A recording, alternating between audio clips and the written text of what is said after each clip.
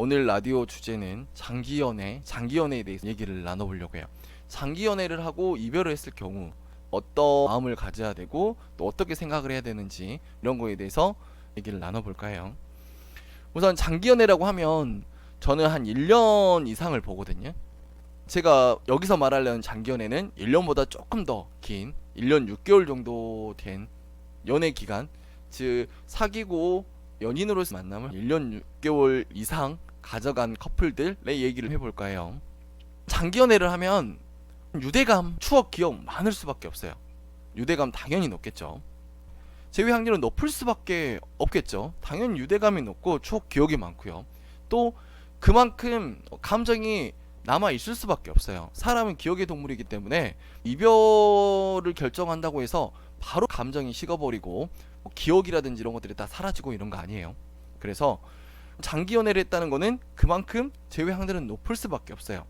근데 대부분 분들이 재회 확률이 높다는 것과 재회 기간을 많이 헷갈려요. 재회 확률이 높다고 해서 무조건 빠르게 재회가 되는 건 아니에요. 장기 연애를 하고 이별한 사람들의 재회 기간을 따졌을 때는 거의 4대 4대 2 이 정도 되더라고요. 이별을 하고 재회 기간만 따졌을 때요.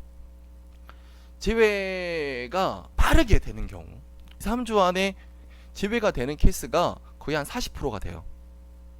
또 한 40%는 정말 길어요.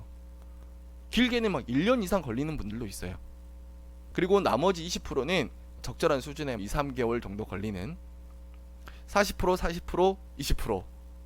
제가 정리한 통계니까 다른 곳이라든지 전체적인 건 틀릴 수가 있어요. 하지만 거의 대부분 이렇게 되더라고. 제가 통계를 낸 거는.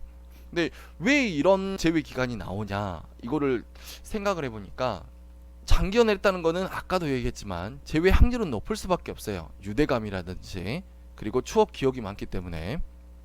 그래서 높을 수밖에 없는데 이별을 할 때는 이별에 대한 이유가 다 있을 거 아니에요. 근데 장기 연애 같은 경우는 기본적으로 권태적인 느낌, 즉 같이 적응이 자연스럽게 일어날 수밖에 없어요.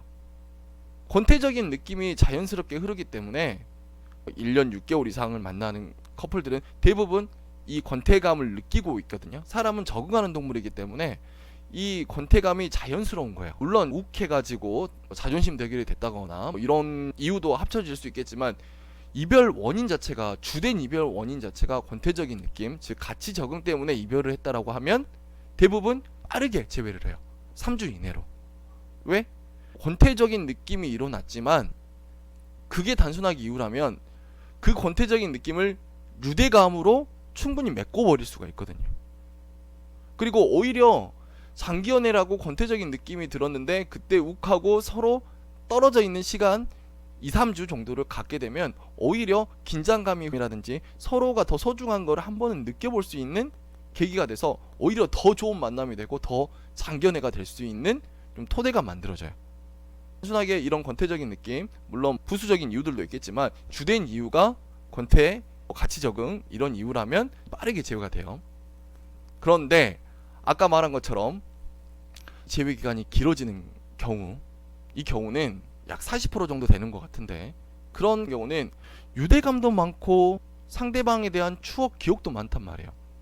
근데 이별하겠다라고 마음을 먹을 정도면 분명 상대방도 엄청난 고민을 하고 엄청나게 마음고생도 있을 거고요. 이런저런 생각들이 정말 많았을 거라고요. 쉽게 지금은 우리가 만남을 하면 안 된다는 이 이성적인 생각이 정말 강했을 때 장기 연애는 이별이 되는 거예요. 권태적인 느낌 이외에 그게 주된 이유가 아니고 이런저런 부분에서 많은 생각을 하고 이별을 했다라고 하면 이럴 때는 재회할 때까지의 기간이 자연스럽게 길어져요. 내담자분들이 가끔은 그런 말을 해요. 저만 힘들 것 같아요. 상대방은 너무너무 잘 지내는 것 같고 내가 이렇게 연락하는데 나의 말을 무시하는 것 같고 때로는 무응답이 나오기도 하고요. 연락을 하면 씹기도 하고요. 근데 오래 만난 만큼 분명 상대방도 다시 말하지만 엄청난 고민을 하고 엄청난 생각을 하고 그리고 충분히 아팠고 그래서 이별에 대한 의지가 단기 연애보다는 확실하게 높아요. 그래서 단순하게 권태적인 느낌이 아니라 다른 부수적인 것들이 합쳐진다고 하고 그게 메인 이별의 이유라고 하면 제외 기간은 길어질 수밖에 없어요. 이 기간이 길어진다고 해서 장기 연애를 하고 이별을 했을 때 상대방의 이런 입장도 조금 이해를 해주세요. 분명 상대방도 많은 생각을 하고 이별을 했고 충분히 아팠다는 거. 그냥 단순하게 이별을 한 건 아니에요.